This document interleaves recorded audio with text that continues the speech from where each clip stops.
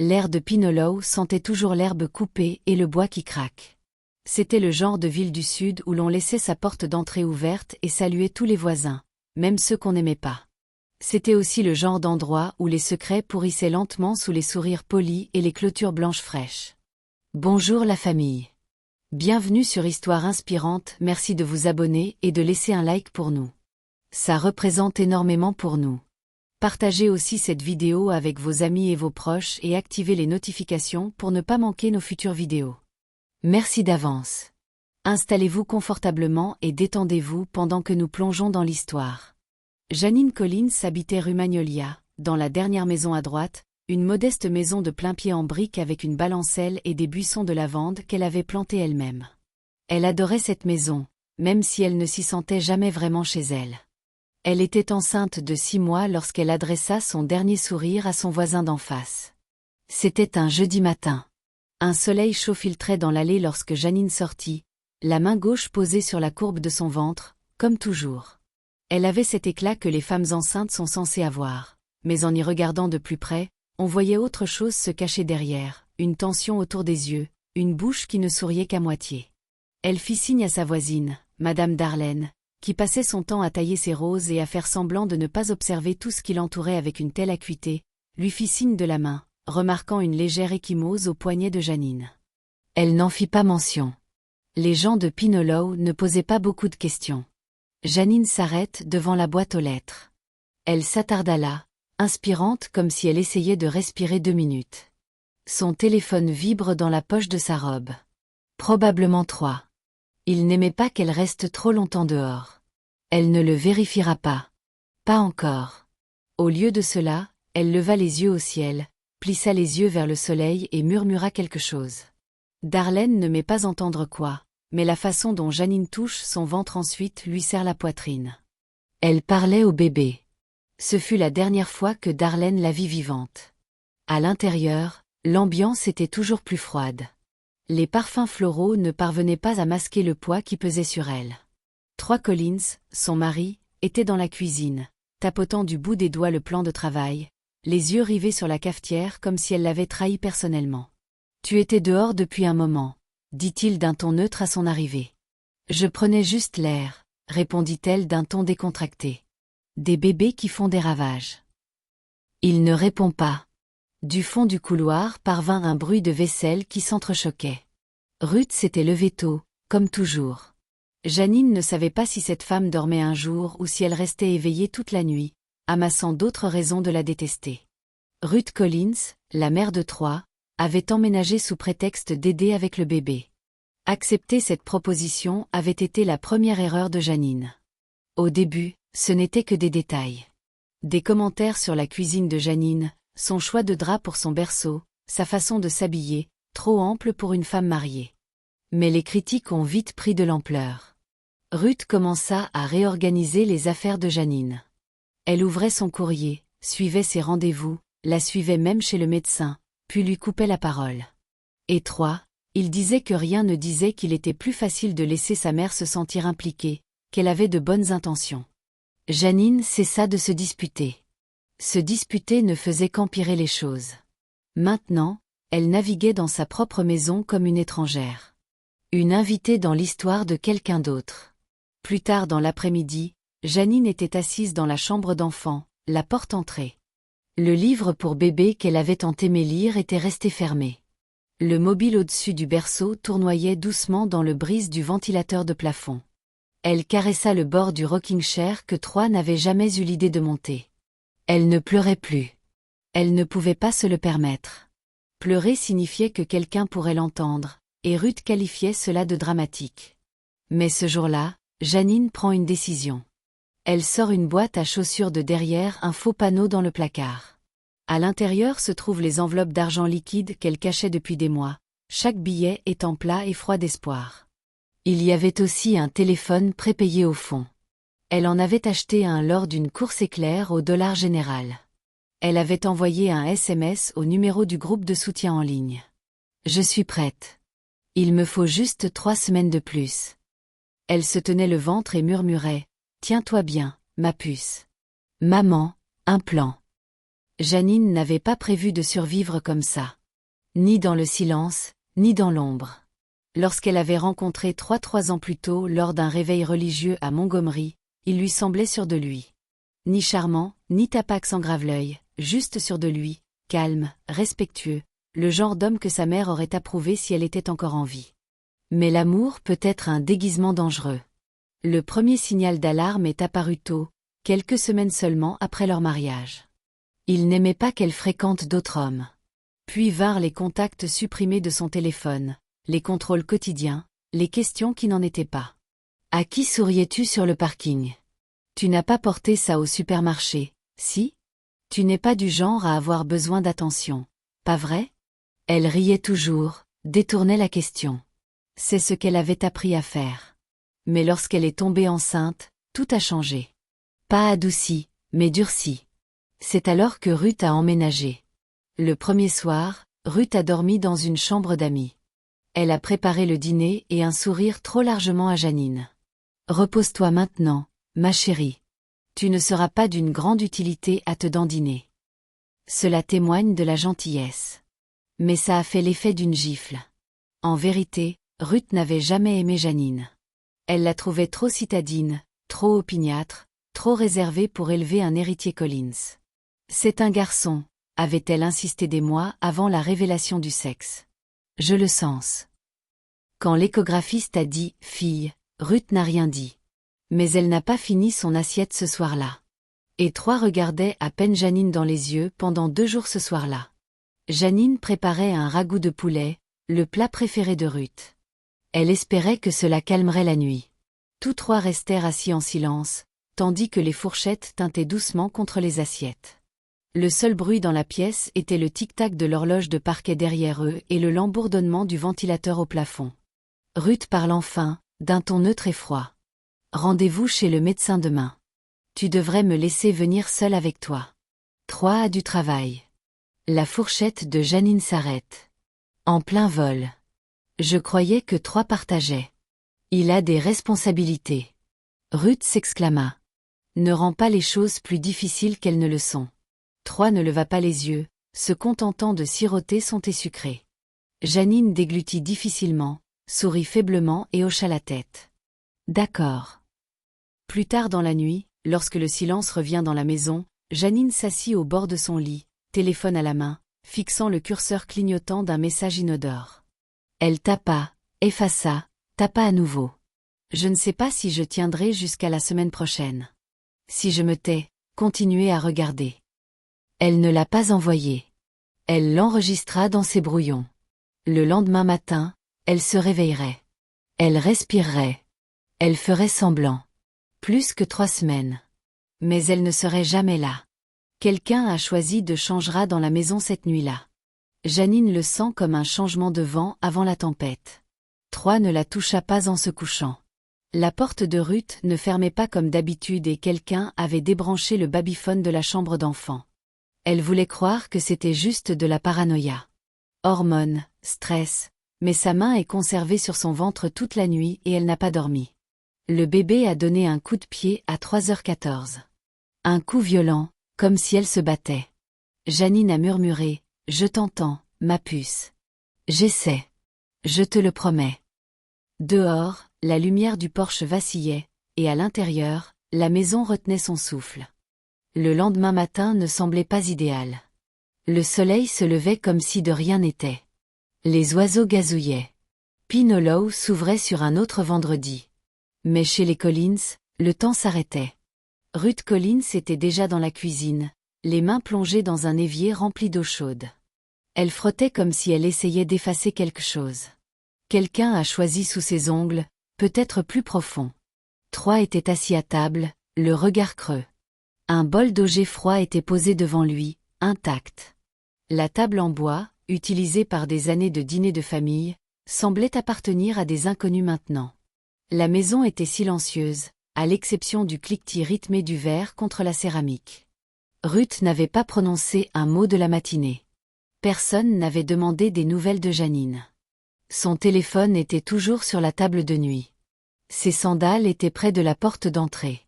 La petite couverture rose qu'elle était en train de tricoter était toujours drapée sur l'accoudoir du canapé.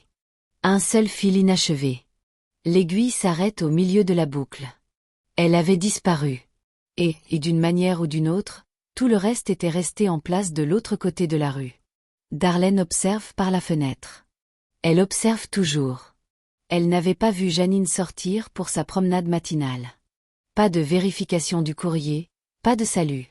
Ce sourire croustillant n'était pas apparu au soleil ce jour-là, et Darlene sentait cette absence comme un creux derrière ses côtes. Elle se prépare une tasse de thé et essaie de se secouer. Peut-être que Janine ne se sentait pas bien. Peut-être qu'elle était allée rendre visite à sa sœur. Peut-être. Peut-être. Peut-être. Mais elle savait que ce n'était pas le cas. Les femmes comme elle le savaient toujours. L'instinct ne ment pas. Il attend juste une preuve. En fin d'après-midi, on frappa à la porte des Collins. Pas la police. Pas encore. C'était une femme au regard bienveillante et avec un presse-papier. Naomi du centre de soins prénataux local. Janine avait manqué son contrôle de suivi. Une infirmière naturopathe n'avait rappelé personne. Naomi a décidé de passer.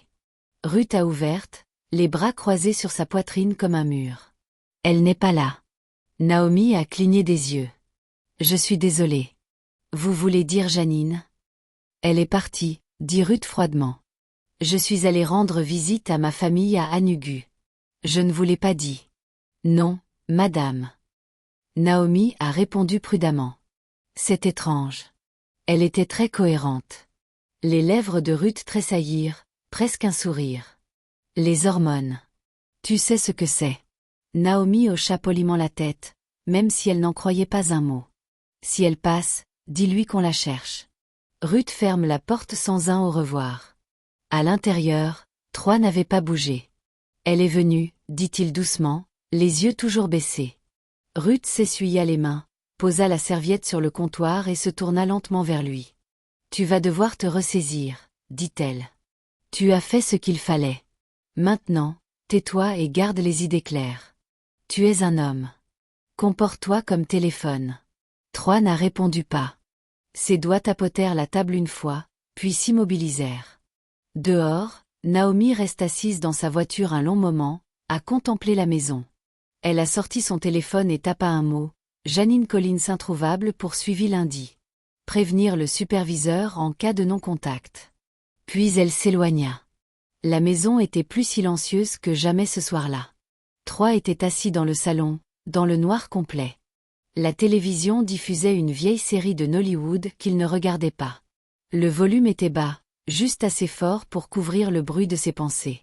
Sa principale reposait sur l'étirement que Janine avait l'habitude de réclamer, ses doigts tremblants comme s'ils attendaient de sentir à nouveau les siens.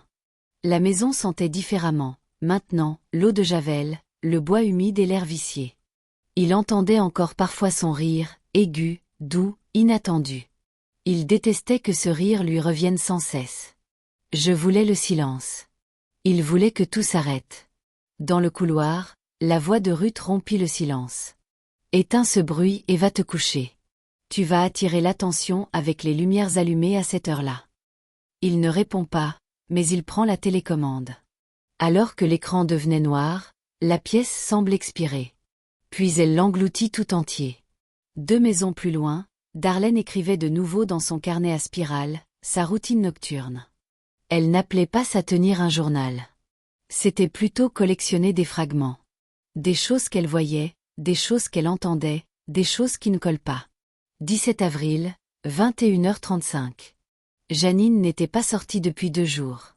Rideau tiré. La lumière du porche clignotait à nouveau. Son mari sortait les poubelles. Elle était pâle. Quelqu'un a choisi n'allait pas. Darlene n'était pas curieuse. Elle était attentive. C'est ce qu'elle se disait. Pinolow aimait faire comme si des violences conjugales n'existaient pas ici, mais Darlene avait trop souvent été témoin pour croire à une telle paix. Elle avait grandi avec une tante maladroite une semaine sur 2. Elle connaissait le son étouffé des pleurs à travers les murs. Elle savait comment les bleus se cachaient sous les manches longues en été. Et elle savait que lorsqu'une femme disparaissait discrètement, c'était rarement son choix. Elle entoura le nom de Janine 3 fois et la souligna. Puis elle a décroché son téléphone. L'appel est arrivé au bureau du shérif de Pinolow à 22h07. Ce n'était ni affolé ni accusateur. C'était simplement prudent. « Bonjour, je suis voisine de Janine Collins, rue Magnolia. Je ne veux pas tirer de conclusions hâtives, mais elle est enceinte et n'a pas été vue depuis 2 jours. Je pense simplement que quelqu'un devrait prendre de ses nouvelles. » Le répartiteur a dit qu'il prendrait note. C'était le code 4. On s'en occupera quand on y sera. De retour à la maison, Ruth nettoyait de nouveau. L'éponge effectuait des mouvements circulaires lents et agressifs sur le parquet du salon. Il était déjà propre, mais elle frotta quand même, comme si elle pouvait effacer ce qui s'était passé avec suffisamment d'huile de coude. Elle s'arrête près du tapis. Il pose le tapis et reste immobile un instant. Le plancher en dessous ne craquerait plus. Troy l'avait cloué lui-même, la sueur sur son front lui coulant aux yeux tandis que Ruth se tenait au-dessus de lui, les bras croisés. « On entre les morts », avait-elle dit. « C'est notre métier. » Mais Janine n'était pas morte. Pas au début, voilà pourquoi. Le lendemain matin, la nouvelle s'était répandue en ville comme un brouillard rampant sur les toits. Pinolow était petite. La nouvelle ne se propageait pas comme ça. Elle se glissait dans les oreilles, avec des phrases à moitié terminées et des regards qui en disaient plus que des mots. Janine n'a pas été vue. Elle est enceinte, n'est-ce pas? La mère de son mari n'a-t-elle pas emménagé avec eux? Amu, celui-là. Les ragots avaient commencé à se propager sur les bancs de l'église, sur les étals du marché, et même dans le groupe de prière WhatsApp où Janine envoyait des versets chaque dimanche. Et pendant tout ce temps, Darlene continue à observer. Elle vit 3 sortir à nouveau les poubelles. 2 sacs cette fois. L'un, plus lourd, traînait contre les marches du porche avec un bruit sourd et gênant. Elle remarque que les sacs ne tintaient pas comme des bouteilles ni ne froissaient comme du papier. Ils étaient épais. Elle note tout. Pendant ce temps, Naomi, du centre prénatal, ne parvenait pas à se sortir Janine de la tête. Elle ressortit à nouveau le dossier de Janine. Ce n'était pas seulement son rendez-vous manqué. C'était son inquiétude discrète à chaque contrôle, ses sourires forcés, la façon dont elle regardait vers la porte chaque fois que Ruth entrait dans la pièce. Naomi n'était pas seulement une conseillère. C'était une survivante. Elle connaissait ce genre de silence. Alors elle a appelé la personne à contacter en cas d'urgence pour Janine, sa sœur Amaka. « Attends, comment ça, elle a raté son rendez-vous ?» La voix d'Amaka tremblait. Elle m'a dit qu'elle y allait. Je lui ai parlé il y a 2 jours. Elle a dit que tout allait bien. Naomi a marqué une pause. Elle n'a répondu à aucun message depuis. Amaka est restée silencieux un instant. Et puis, j'y vais aujourd'hui. À midi, Amaka arrive rue Magnolia dans une Corolle défraîchie, couverte de poussière rouge. Elle se dirigea vers la porte, les poings serrés. Elle ne frappa pas timidement.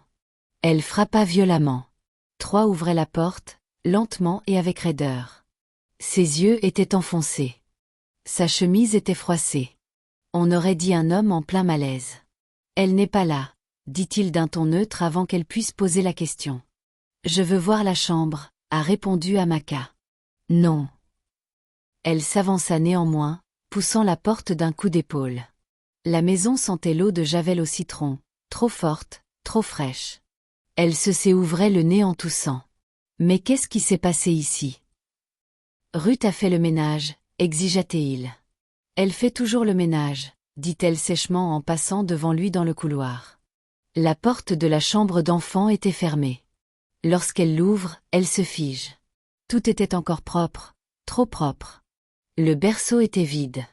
La couverture rose avait disparu. « Où est-elle, Troy ?» murmura-t-elle. Il n'a rien dit. « Où est ma sœur ?» Toujours rien. Amaka se retourna, les yeux flamboyants, et la fixa des siens. Elle s'approche. Elle m'a dit qu'elle comptait à partir. Elle avait un plan. Était-ce le problème? Troy cligna des yeux, puis finit par murmurer, « Tu dois partir. » Amaka prend une grande inspiration. « Je ne vais nulle part. » Troy s'assit sur le canapé, les mains molles entre les genoux. La télévision était éteinte, mais il la fixait comme si elle pouvait lui offrir une réponse, une distraction, un enjeu. Amaka se tenait derrière lui dans l'embrasure de la porte de la chambre d'enfant, essoufflée, les bras croisés sur la poitrine comme si elle se retenait par la seule force de sa volonté. « Tu l'as aimée autrefois », dit-elle sans poser de questions. Troy ne se retourne pas. Elle t'aimait même quand tu ne le méritais pas. Même quand elle avait peur. Toujours pas de réponse. Un mocassin craqua. « Que as-tu fait ?» Troy se frotta le visage. « Je ne voulais pas. » « Où est-elle » Une moqueuse voixus s'élève, aiguë, tranchant le silence. Un ruisseau résonna dans le couloir. Ruth se tenait là, les bras croisés, le regard froid et imperturbable, comme si elle s'attendait à ce moment. « Elle est partie », dit simplement Ruth. Amaka s'avança vers elle. « Tais-toi. » Ruth fronça les sourcils. « Excusez-moi. Tu n'as pas le droit de parler. Tu la détestes depuis le premier jour. Elle n'était pas faite pour lui. Elle.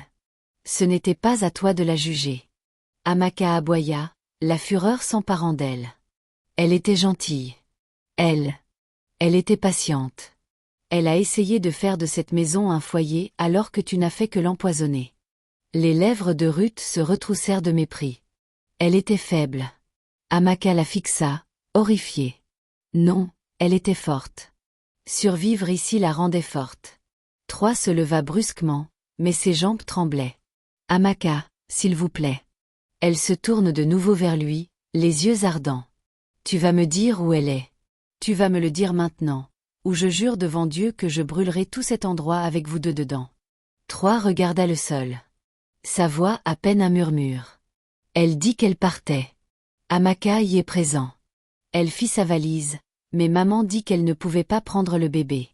Qu'elle ne la méritait pas. Amaka sentit un frisson lui parcourir l'échine. Elle essaya de se débattre, dit Troy, la voix brisée. « Je ne savais pas quoi faire. »« Tu l'as tuée, » dit Amaka, stupéfaite. « Toi et ce démon que tu appelles mère. » Ruth ne broncha pas. Elle avait fait son choix. « Tu l'as assassinée. » Il y a eu un silence. Amaka recula d'un pas, et pour la première fois, elle le remarque. Le tapis au centre du salon était déplacé. Son angle était légèrement différent. Le bois autour. Il était trop propre. Et soudain, elle comprit. Ses genoux fléchissent. Ses mains tremblaient. Elle ne pouvait plus respirer. Une moka tomba à genoux près du tapis. Ses doigts tremblent lorsqu'elle touche le tissu. Autrefois mou, il était maintenant raide par endroits, comme s'il avait trop absorbant. Son souffle s'accélère. Elle leva les yeux vers Troy, sa voix. « Qu'y a-t-il là-dessous » La bouche de Troy bougea, mais aucun mot ne sortit. Les serres de Ruth claquèrent lentement sur le carrelage lorsqu'elle entra dans la pièce, le visage indéchiffrable.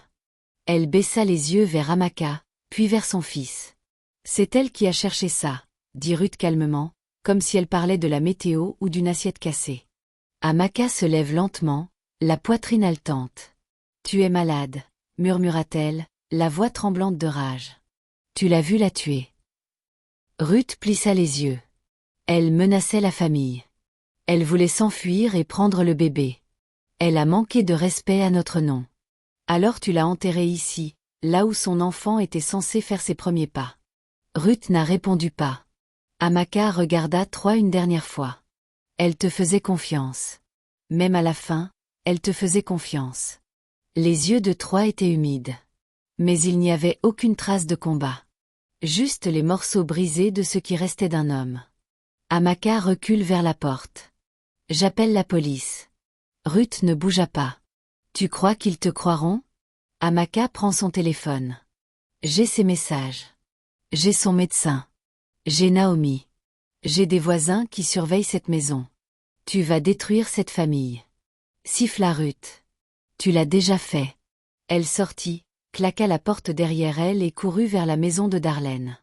Alors que la porte moustiquaire se refermait derrière elle, la maison des Collins s'immobilisa une fois de plus. Troy s'effondra au sol. Ruth se tenait au milieu de la pièce, les yeux fixés sur le tapis, les mains immobiles. Le silence revient, mais celui qui survit après une rupture. Bien avant de devenir celle qui a enterré sa belle-fille, Ruth Addis Collins avait appris que le monde était impitoyable envers la douceur. Née quatrième d'une famille de 7 enfants, Ruth a grandi dans le ventre craquelé d'une maison d'Anugu, où la poussière recouvrait tout, sauf les attentes. Son père était un homme qui dirigeait par le silence et punissait à coups de poing. Sa mère était une femme d'une splendeur, obéissante, invisible et toujours en train de faire le ménage. À 13 ans, Ruth avait déjà enfoui sa faiblesse. Elle regardait sa mère s'agenouiller pour frotter les sols malgré sa fièvre, son père lui crachait au visage et appelait cela une correction. Et tout cela lui avait appris une vérité inébranlable, le contrôle est la seule sécurité. Alors, elle contrôlerait tout. À 16 ans, elle savait par cœur comment verser le thé sans en renverser une goutte. À 21 ans, elle avait épousé un fonctionnaire ambitieux et au tempérament identique à celui de son père. Mais Ruth savait comment le gérer. Lorsqu'il mourut d'un AVC, Troy avait 12 ans, et elle avait déjà commencé à lui inculquer la seule chose qui ne la quitterait jamais, l'obéissance. Ruth ne détestait pas Janine au début. Pas vraiment, mais la fille avait trop de caractère. Elle riait trop fort. Elle portait du rouge à lèvres vif. Elle posait des questions au lieu d'accepter des réponses. C'était le genre de femme dont la mère de Ruth aurait eu peur. Et, pire encore, Troy l'adorait. Ruth vit que le changement s'opère discrètement après leur mariage. Janine adoucit son fils. Il a commencé à demander à Ruth de frapper avant d'entrer chez eux. Il cessa de l'appeler tous les soirs. Il manquait les repas à l'église pour rester à la maison et se reposer. Janine l'emmenait et Ruth ne perdrait pas la dernière chose qu'elle avait construite de ses propres mains. Alors, quand Janine est tombée enceinte, Ruth a emménagé chez elle sous prétexte d'aider. Mais en réalité, elle était lieu pour reprendre sa place, sa maison, son contrôle. Elle a ressenti la cuisine de Janine jusqu'à ce qu'elle s'arrête, réorganise la chambre d'enfant pour lui rappeler à qui appartenait cette maison. Elle a murmuré à Troy quand Janine ne regardait pas. Elle prépare quelque chose. Elle veut te quitter. Elle est déjà en train de parler à des avocats. Ce n'était même pas forcément vrai. Car la peur a plus d'effet que les faits. Ruth se tenait maintenant dans le salon, les yeux rivaux sur le tapis où ils avaient caché les derniers instants de Janine. Ses mains étaient sèches et croisées sur sa poitrine. Elle n'avait pas pleuré. Elle n'avait pas couru. Elle avait tenu bon malgré les cris d'Amaka, malgré l'effondrement de son fils sous le poids de ses actes. C'était là toute la différence entre eux. Ils avaient encore l'impression que Ruth avait arrêté depuis longtemps. C'était la fin de l'après-midi quand on frappa à la porte. Ferme, officielle, mesurée. Ruth tourne lentement la tête vers la porte d'entrée. Elle savait déjà que ce n'était pas l'ami de Troy. Ce n'était pas un voisin qui apportait de la soupe. Elle n'avait pas besoin de regarder par la fenêtre pour savoir que c'était la police. Troy resta figé dans le couloir, comme si le temps l'avait arrêté. Sur la frappa à nouveau. 3 paquets, puis une voix. Police. Ouvrez. Ruth se redressa, lissa son paquet et se dirigea vers la porte comme si elle recevait quelqu'un. Lorsqu'elle s'est ouverte, elle a été accueillie par 2 policiers, l'un grand, à la peau claire, aux yeux sévères. L'autre, plus jeune, semblait plus hésitant, tenant un petit bloc-notes. « Bonjour, maman. » Le plus grand des officiers dit « Nous avons reçu un signalement de disparition. » Janine Collins. « Nous aimerions poser quelques questions. » Elle est partie, dit Ruth. La voix égale. « On peut entrer » exigea-t-il. Ruth s'écarta, les laissant entrer dans la pièce même où reposait le corps de Janine, enseveli sous 3 couches de bois teintée, scellées par les clous, le souvenir et le silence. L'agent principal scruta lentement la pièce. Son regard se posa retenu sur le tapis, puis parcourut la pièce du regard. « Votre fils est-il là ?» Troy, appela Ruth sans se retourner. Troy apparut quelques instants plus tard, le visage pâle, les yeux cerclés de rouge. L'agent le salua, puis pose la question qui fit craquer le plancher sous le poids de ses implications. « Quand avez-vous vu votre femme pour la dernière fois ?» Troy regarda Ruth. Elle hocha lentement la tête, imperceptible pour la plupart, mais claire comme le tonnerre. Il se tourne vers lui, puis vers l'officier. Il y a 2 nuits. Elle avait dit qu'elle allait rester chez sa sœur. Le jeune officier leva les yeux de son carnet. Sa sœur dit qu'elle n'avait pas eu de ses nouvelles. Qu'elle avait l'intention de te quitter. Silence. Elle ne m'a rien dit, murmura Troy. L'officier l'observa. On peut regarder autour de nous. Troy hésite. Ruth dit, bien sûr. Ils ne le remarquèrent pas au début. Les officiers traversèrent la chambre d'enfant, la chambre, le couloir. Rien ne semblait déplacé, car tout avait été fait ainsi. Ruth faisait le ménage depuis le matin de la disparition de Janine. Mais quelque chose ne cessait de titrer le jeune policier. Quelqu'un a choisi qu'il ne parvenait pas à nommer. Il retourne dans le salon. Il regarda le tapis. « Est-ce neuf ?» exigea-t-il. Ruth sourit faiblement. « Vieux, mais je l'ai nettoyé ce matin. Ça sentait le moisi. » Il hocha la tête, puis s'approche. Il tapota son stylo contre son bloc-notes. « Ça vous dérange si on les soulève ?» Ruth soutint fit ce regard d'une seconde de trop. « Pourquoi faire ça ? Protocole ?» L'officier supérieur intervint. « Chaque fois qu'une personne a disparu dans une maison, on vérifie s'il y a eu des troubles récents. Sol, mur, jardin. » La respiration de trois s'accélère. Ruth ne s'y pas. « Je préférerais que vous ayez un mandat, » dit-elle d'un ton neutre. L'officier hocha la tête. « On peut arranger ça. » Et comme ça, la ligne était tracée. Il revenait. Et quand il le ferait, la vérité enfouie sous ce tapis finirait par éclater. 2 jours plus tard, frappa à nouveau. Mais cette fois, ils n'attendent pas la permission. La police revient avec un mandat, des bottes, des gants et un mètre ruban. Ils arrivèrent en silence et résolument. Un camionnette de police scientifique attendu dans l'allée, ses panneaux blancs aveuglant le soleil matinal. Pinolow observe derrière les rideaux et les grillages. Ruth se tenait près de la fenêtre, les mains jointes. Elle ne broncha pas. Elle s'y attendait depuis le premier coup frappé. Mais Troy, lui, n'avait pas bougé du canapé. Il n'avait pas dormi, ne s'était pas rasé, avait à peine mangé. Il se décomposerait lentement à la vue de tous. « Monsieur Collins, » dit un policier en entrant, « nous sommes ici pour fouiller les lieux à la recherche de Janine Collins. » Troy hocha lentement la tête, sans parler. Ils commencèrent par la chambre d'enfant. Ils passèrent à la chambre, puis au salon. Un policier s'agenouilla près du tapis et le souleva. L'odeur les frappa en premier, du bois humide, de la terre, de l'eau de javel, et quelque chose en dessous, impossible à nettoyer. Ils frappèrent sur le plancher. L'un d'eux résonne creux. Ruth ne pleura pas. Elle ne protesta pas. Même lorsque le policier retirait le premier clou, même lorsque le plancher s'ouvrait en souriant, révélant ce qui se trouvait en dessous, le corps de Janine était enveloppé dans le même drap que Ruth avait acheté au marché. Le tissu était taché et plié. Sous elle, la terre était humide et enfoncée. Ses doigts étaient crispés. Sa bouche était légèrement entr'ouverte, comme si elle avait prié quand la terre s'était déposée. Ils reculèrent dans un silence stupéfait.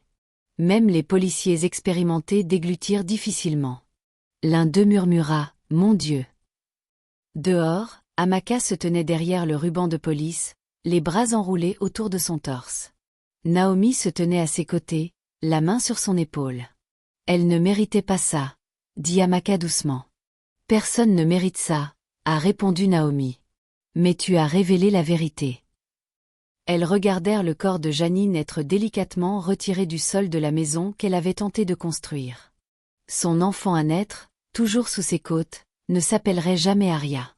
Mais elle existait, et son histoire aussi. À l'intérieur, Ruth ne dit rien tandis qu'on la menottait. Troy pleurait. C'était le premier bruit qu'il émettait depuis des jours. Le brancard roula hors de la porte d'entrée sous le poids de tous les non-dits. Un drap blanc et propre recouvrait le corps de Janine, et les policiers marchaient à ses côtés d'un pas prêté et posé. La foule rassemblée rue Magnolia se tenait dans un silence stupéfait. Personne ne parlait, pas même la voisine qui avait toujours trouvé quelque chose à dire. Amaka se tenait immobile au bord du trottoir, les bras serrés autour d'elle. La main de Naomi ne la quittait pas depuis leur arrivée. Ensemble, elles regardèrent les portes de la camionnette s'ouvrir. Ensemble, ils ont assisté à la fermeture du dernier chapitre de la présence physique de Janine. Elle méritait mieux, murmura Amaka. Elle méritait de tenir son bébé dans ses bras. Naomi hocha la tête, déglutissant difficilement. Et tu as veillé à ce qu'il n'entre pas la vérité avec elle. Dans la voiture de patrouille, Ruth reste silencieuse. Elle ne demande pas d'avocat. Elle ne nie rien. Elle regardait droit devant elle, les mains menottées délicatement sur ses genoux, comme si elle attendait simplement le début d'un autre office dominical. Troy fut emporté derrière elle, enveloppé dans une couverture de honte qui lui tombait sur les épaules. Ses poignets étaient entravés, mais il ne résista pas. Il ne parle pas. La presse n'était pas encore arrivée. Mais le monde allait bientôt le savoir. Les recoins tranquilles de Pinolow avaient été largement ouverts. Sous les planchers cirés et les salutations paisibles se cachait quelque chose de sombre. Et maintenant il portait un nom, Janine. Les policiers enregistrèrent les preuves, photographièrent la scène, mesurèrent le sol, les clous, la terre. L'enquête ne tarderait pas. Il y avait désormais trop de signes, trop de choses à expliquer. Mais ce qui restait, ce n'était pas le sang. C'était la couverture dans le berceau, l'assiette non mangée sur la table, le livre de bébé non ouvert. Cette nuit-là, un macaca était assis seul dans la chambre d'enfant. Le ruban de police pendait toujours librement sur la porte du couloir, mais personne ne l'arrêtait. Elle plongea la main dans le berceau et toucha d'un doigt le petit mobile que Janine avait fait tourner. Il ne bougea plus. Et maintenant? Dans la froide lumière fluorescente de la salle d'interrogatoire, Ruth était assise telle une statue. Une simple chaise en plastique, une table argentée, une caméra dans un coin clignotant en rouge. Ses mains reposaient doucement sur la table, comme si elle n'avait rien à cacher. Comme si le tapis n'avait jamais été soulevé, comme si Janine était encore en vie, pliant des vêtements de bébé dans la pièce voisine. L'agent fit glisser une photo sur la table. C'était Janine souriante. Le ventre rond sous une robe fluide. La lueur dans ses yeux était indéniable. Ruth y jette un coup d'œil, puis détourne le regard. « Racontez-nous ce qui s'est passé, » dit l'officier. « J'ai protégé ma famille, » répondit-elle simplement. « En tuant votre belle-fille. » Ruth serra les dents. Elle allait prendre le bébé. Elle allait ruiner mon fils. Elle abandonnait votre fils, pas l'enfant. Même choisi, marmonna Ruth. Et vous pensez que cela justifiait de l'enterrer vivant? Ruth se tourne finalement vers l'officier. Sa voix était froide, sèche, sans remords. Mieux valait l'enterrer que partir avec cet enfant. Elle ne méritait pas de le dire. Ni entre ses plats. Ni dans son monde. L'officier se pencha en avant. Alors, tu as décidé d'être juge, jury et bourreau. J'ai fait ce que les hommes faibles ne font pas. Elle craqua. Pour la première fois, son masque se brisa. Il l'aurait laissé partir. Il lui aurait donné tout ce qu'elle n'avait pas gagné. Je ne pouvais pas laisser cela arriver. J'ai élevé ce garçon. J'ai construit ce foyer. L'agent la fixait du regard. Tu as enterré une femme au milieu de ton salon. Une femme qui te faisait confiance, qui a porté ton petit enfant. Ruth n'a rien dit de plus. De l'autre côté du bâtiment, Troy était assis seul dans une cellule à part. Il fixait le mur, se balançant légèrement. Il n'avait demandé à personne. Il ne dormait pas. Il répétait une phrase à voix basse, comme un mantra. Je ne voulais pas. Ce soir-là, Amaka retourne à son hôtel et s'effondra sur le lit. Elle n'avait pas pleuré. Pas encore. Pas complètement. Il y avait trop de choses à assimiler, trop de morceaux brisés. Mais tandis qu'elle regardait le plafond, sa main se porte instinctivement à son ventre. Et pour la première fois depuis des années, elle murmura une prière. Pas seulement pour Janine, mais pour chaque femme qui souriait encore malgré le silence. Chaque sœur qui essayait encore de s'en sortir. Chaque enfant à naître qui méritait d'entendre sa mère chanter. La maison des collines s'était vide.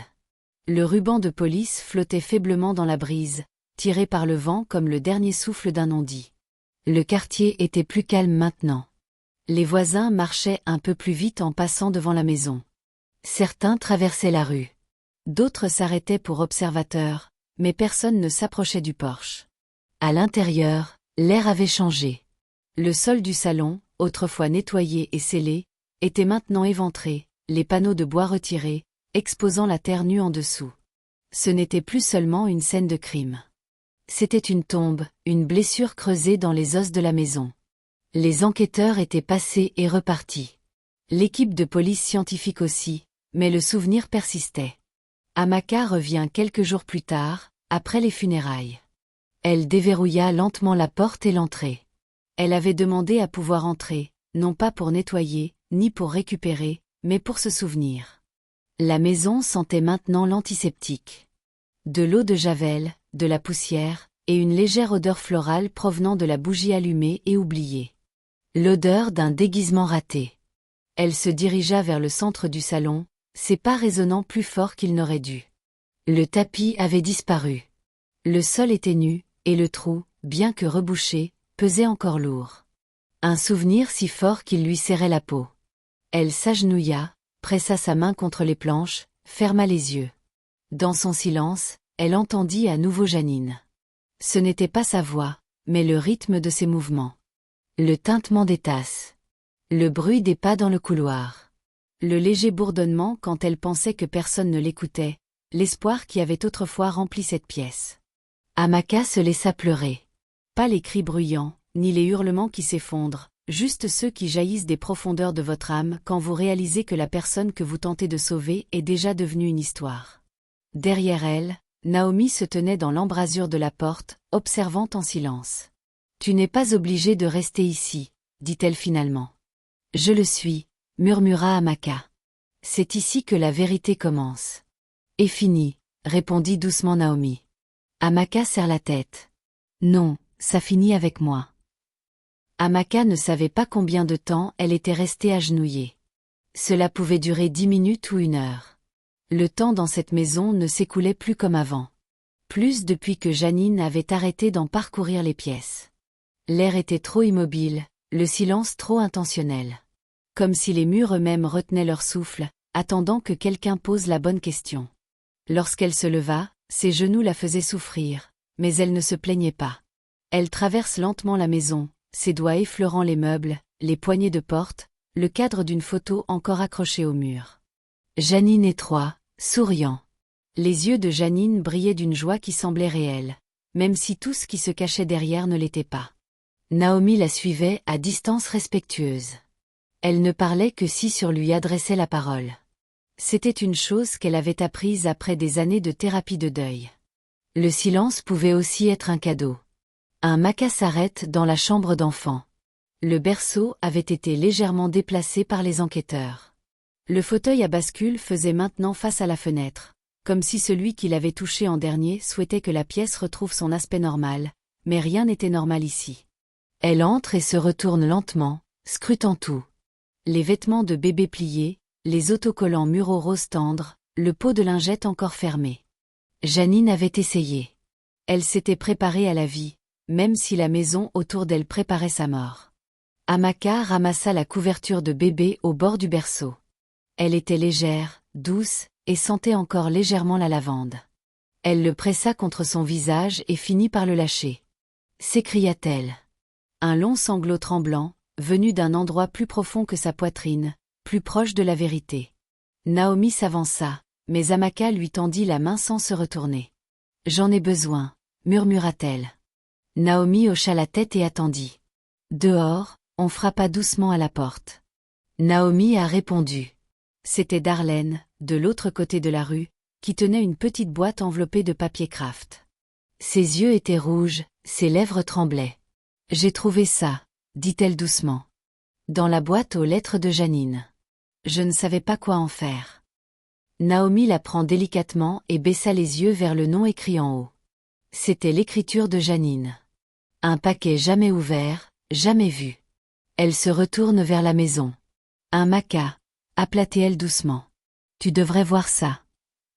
Amaka était assise par terre dans la chambre de bébé, la couverture de bébé toujours posée sur ses genoux, lorsque Naomi lui tendit le paquet. Il était petit, peut-être de la taille d'un livre de poche, emballé dans du papier craft et soigneusement scellé. Le nom inscrit sur le devant, Amaka, était de la main de Jeanine. Un peu hâtive, mais incontestablement la sienne. Amaka le tenait dans ses mains comme s'il était en verre. « Elle va te l'envoyer », dit doucement Naomi. Avant qu'Amaka hoche la tête, ses doigts tremblants en déballant l'emballage. À l'intérieur se trouvait un journal, à la couverture en cuir souple. La première page était datée du 14 janvier, à peu près au moment où Jeanine avait arrêté de l'appeler aussi souvent. Un cœur de moka lui monta à la gorge. Elle l'a ouvert et a commencé à lire. 14 janvier. Ma petite fille a donné un coup de pied aujourd'hui. Pas un coup léger non plus. Elle est forte. Plus forte que moi parfois. Troy ne le sentait pas. Il était occupé. Maman Ruth m'a dit d'arrêter d'essayer d'attirer son attention et d'être une mère discrète. C'est drôle comme elle dit ça comme si ce n'était pas la chose la plus solitaire au monde. Je voulais le dire à quelqu'un, n'importe qui, mais je n'ai que cette page. Je pense à fuir, pas le bébé, cette maison. Ce sentiment, ce silence grandissant qui m'engloutit. J'ai peur, Amaka. Mais j'essaie, dit Amaka en fermant les yeux. Le poids de la voix de sa sœur, sa douleur cachée, pesait sur sa poitrine. Elle tourne la page. 2 février. Il allait mieux aujourd'hui. Silence ne criait pas. Mais silence ne signifie plus paix. Cela signifie simplement que Ruth parle et que je suis censée disparaître poliment. Elle m'observe comme une ombre. J'ai rêvé la nuit dernière que j'accouchais et que, lorsque j'ai pris mon bébé, Ruth la tenait déjà dans ses bras et s'éloignait. Je me suis réveillée en sueur, mais je ne pouvais pas pleurer. Si je pleure, on me dira que je suis émotive, dramatique, instable. J'apprends à faire le silence en moi. De fausses larmes ont coulé sur la page. Ce n'était pas seulement un journal. C'était une preuve, une voix qui refusait de se taire. Janine savait ce qui allait arriver. Elle n'en connaissait ni la forme ni le jour, mais elle le sentait.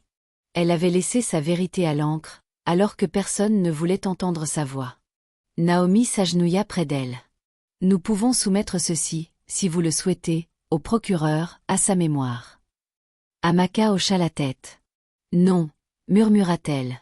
Nous soumettons ceci au monde entier. Le journal arrive au bureau du procureur le lendemain matin, remis en main propre par Naomi et accompagné d'une déclaration signée d'Amaka.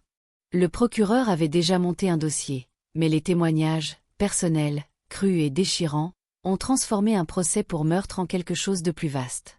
Il ne s'agissait pas seulement de ce que Ruth et Troy avaient fait. Il s'agissait de savoir pourquoi Janine n'avait aucun problème. La procédure judiciaire fut accélérée. Le tollé général grandissait d'heure en heure. Les nouvelles locales ont d'abord diffusé l'histoire, puis les chaînes régionales ont repris. À la fin de la semaine, le hashtag justice pour Janine écoutez son silence enfoui sous les yeux de tous a commencé à se propager. Les gens étaient en colère. Les gens avaient honte. Pine Hollow n'était plus une ville tranquille. C'était un titre, un avertissement, un jugement. À l'intérieur de la prison, Ruth était assise, les bras croisés, tandis que son avocat lui lisait les derniers développements. Elle n'a pas bronché lorsqu'il a parlé de meurtre au premier degré. Elle n'a pas cligné des yeux lorsqu'il a lu à voix haute des extraits du journal de Janine, mais ses doigts ont tremblé. Juste une fois. L'avocat a marqué une pause. Il y a une montagne de preuves contre vous. Elle aurait dû rester à sa place, a marmonné Ruth. Elle est conservée sous terre, a rétorqué l'avocat. Et vous l'avez mise là, même. Il ne pouvait plus faire semblant. Troy n'avait pas prévu la parole depuis son arrestation. Ni à son avocat, ni à son compagnon de cellule, ni même à l'aumônier de la prison qui lui avait proposé de prier avec lui. Son silence n'était pas celui pesant que Ruth portait comme une armure. C'était celui qui se répète en boucle jusqu'à tout pulvériser sur son passage. Il voyait les yeux de Janine à chaque clignement des yeux. Il sentait le poids de l'appel dans ses mains, même vides. Il n'y avait pas de mots pour décrire ce qu'il était devenu.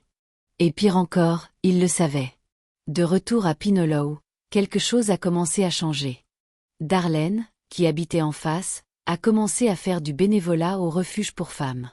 Naomi se mit à militer pour une nouvelle législation, de meilleure protection, des délais d'intervention plus rapides, une formation obligatoire sur la violence domestique pour les professionnels de santé. Et Amaka. Amaka a fait du journal de Janine une voix. Elle est intervenue dans les églises, dans les écoles. Elle a raconté leur histoire, non par pitié, mais par prévention. Le silence n'est pas synonyme de sécurité, a-t-elle déclaré, debout devant une salle bondée un mois après le début du procès.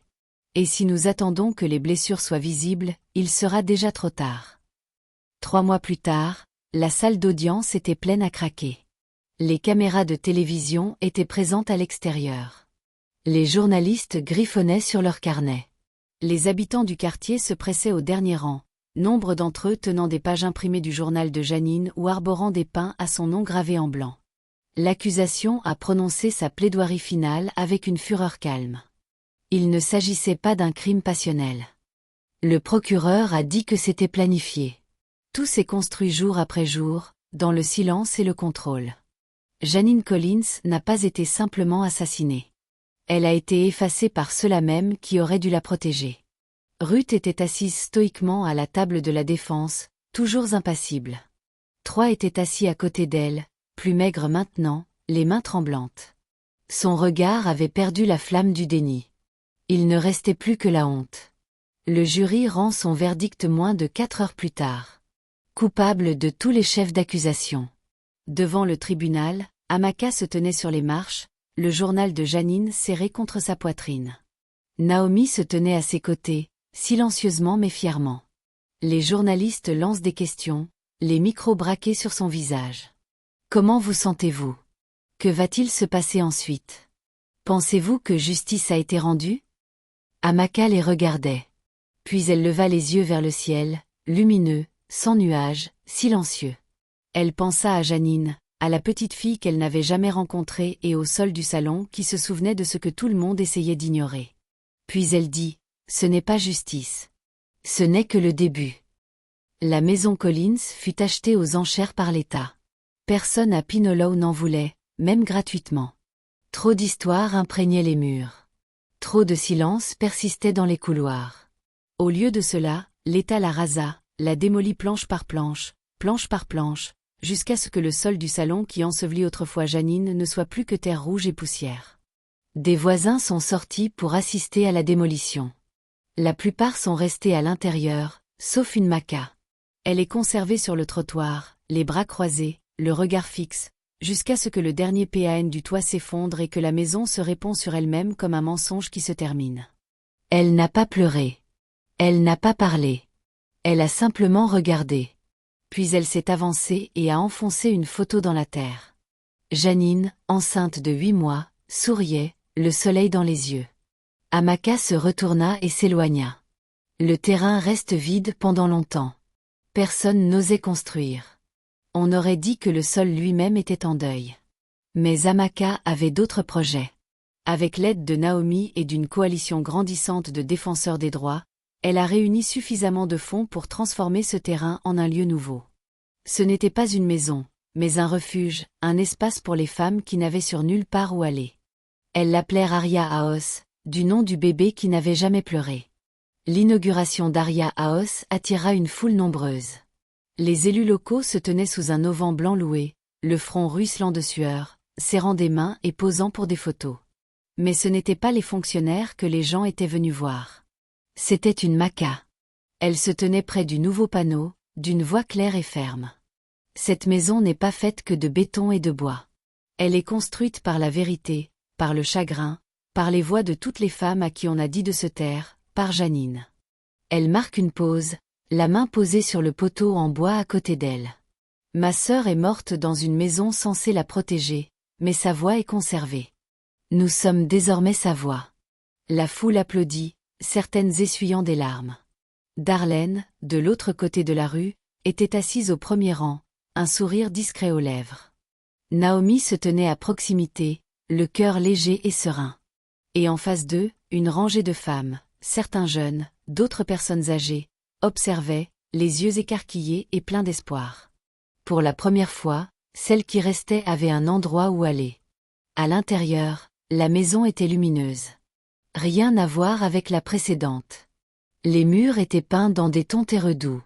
Les portes des chambres n'étaient verrouillées que sur demande des résidents. Une grande fresque s'étendait sur le mur du hall d'entrée, représentant une femme tenant un enfant dans ses bras, comme un bouclier de lumière, et en dessous, des lettres peintes à la main. Tu es en sécurité ici. Dans le calme de l'après-midi, Amaka entre dans la chambre d'enfant. Ce n'était pas pour les bébés. Pas encore. Juste un espace avec une musique douce, une lumière tamisée et des livres sur la guérison. Elle s'assit dans un rocking chair et laissa le silence s'installer autour d'elle. L'espace d'un instant, ce fut comme si Janine était de nouveau là, fredonnant doucement, berçant le potentiel. Les médias n'arrêtaient pas de l'appeler. Tout le monde voulait une citation, une exclusivité, un récit. Amaka accorda quelques interviews, juste assez pour partager la vérité de Janine, mais pas assez pour qu'elle ne devienne un spectacle. La célébrité ne l'intéresse pas. Elle n'était pas une héroïne. C'était un témoin, une sœur, une femme qui avait frôlé le silence et s'était juré de ne plus jamais laisser cela se reproduire. Lors d'une interview, un journaliste lui a demandé « Leur pardonnez-vous » Elle a marqué un long silence, puis a dit « Je ne pense pas que le pardon soit de mon ressort, mais vous semblez en paix », a ajouté la femme. Amaka l'a regardé droit dans les yeux. « Je ne suis pas en paix. Je suis au travail. » Chaque semaine, des femmes ultérieurement à Aria House, certaines avec des bleus, d'autres avec des bébés, d'autres encore avec seulement leurs vêtements et un nom qu'elles n'avaient pas prononcé à voix haute depuis des années. Elles étaient accueillies à la porte, non pas par des questions, mais par une attention particulière. Naomi formait elle-même chaque bénévole. Des séances de thérapie étaient proposées quotidiennement. Des cours d'autodéfense étaient dispensés tous les jeudis. Des lettres de survivants étaient affichées le long du couloir, épinglées sur un tableau intitulé « Ma voix est revenue ». Au centre de ce tableau, encadré d'or, une page de journal intime, l'écriture de Janine. « Je pense à fuir, mais j'essaie. » Un soir, Amaka était assise seule dans son bureau, sirotant du thé. Dehors, le vent faisait bruisser les arbres comme un murmure. Elle regardait par la fenêtre et vit une jeune femme remontant le chemin, la taille à la taille, la tête baissée, tenant la main d'un petit garçon. Amaka se leva et l'accueillit à la porte. La femme ne dit rien, se contente de regarder Amaka dans les yeux, écarquille et fatiguée. Amaka s'écarta et ouvre la porte en grand. « Tu es à la maison maintenant, » dit-elle, et elle le pensait. Point. La condamnation de Troyes a eu lieu début décembre. La salle d'audience était froide et le ciel extérieur l'était aussi, gris, lourd, impassible. Il se tenait à la même place où Ruth s'était assise autrefois, les épaules creuses, les mains menottées. Le juge ne perd pas de temps. Vous avez retenu des chances de l'arrêter, de parler, de la sauver. Vous n'avez rien fait de tout cela. Le juge est tombé sous le poids de chaque instant que Janine avait enduré seule. Prison à vie. Aucune possibilité de libération conditionnelle. Ruth a été condamnée séparément. Elle a choisi de ne pas parler. Pas de dernier mot.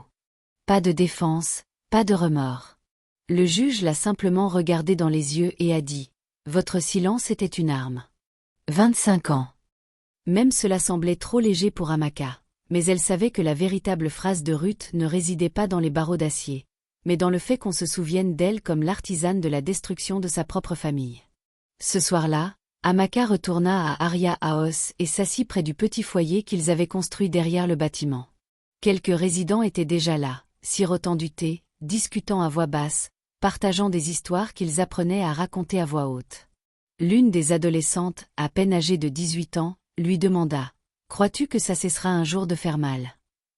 Amaka réfléchit un instant, puis répondit honnêtement. « Non, mais la douleur ne doit pas être la seule chose qu'on porte. » Elle sourit. « On porte son nom, son histoire, sa force, et maintenant, vous vous portez les uns les autres. » Ils restèrent assis là, silencieux, un moment. Non pas le silence de la peur ou de la dissimulation, mais celui qui les enveloppait comme une couverture. Celui que Janine n'avait jamais eu. Le printemps arrive lentement à Pinolow. Les arbres fleurirent tard cette année-là, comme si la terre elle avait même besoin de plus de temps pour faire son deuil. Mais lorsque les pétales apparaissaient, ce fut par douces explosions, rose tendre, blanc pur, jaune paisible. La vie, comme toujours, a continué d'avancer. Et les femmes d'Aria House aussi. À l'occasion de l'anniversaire de la mort de Janine, Amaka a organisé une veillée aux chandelles sous le chêne planté sur le terrain où se trouvait autrefois la maison des Collins. Il avait été offert par une pépinière locale pour la paix, ont-elles expliqué. Des dizaines de personnes se sont rassemblées, non seulement pour pleurer, mais aussi pour se souvenir, pour honorer, pour refuser, pour oublier. Amaka se tenait là, le journal à la main. Elle ne le lut pas cette fois. Elle n'en avait pas besoin. Tout le monde connaît désormais les paroles de Janine. Au lieu de cela, elle alluma la première bougie et la levait vers le ciel. Elle n'a jamais pu donner un nom à sa fille, dit-elle d'une voix ferme mais douce. Mais nous avons donné un nom à une maison, un avenir, un chemin. Elle regardait la faute. À la maison Aria, nous n'offrons pas seulement des lits ou des repas. Nous proposons des échappatoires, et pour la première fois depuis longtemps, certains d'entre nous peuvent vivre au lieu de simplement survivre. Une à une, les bougies furent allumées et la lumière jaillit dans l'obscurité. Plus tard dans la soirée, seule dans sa chambre, Amaka remet le journal de Janine sur son étagère. Elle s'assit à son bureau et ouvre un nouveau carnet. Sur la première page, elle écrivit « Pour ceux qui sont restés et ceux qui ne sont jamais partis ». Puis elle prit son stylo et commença à écrire.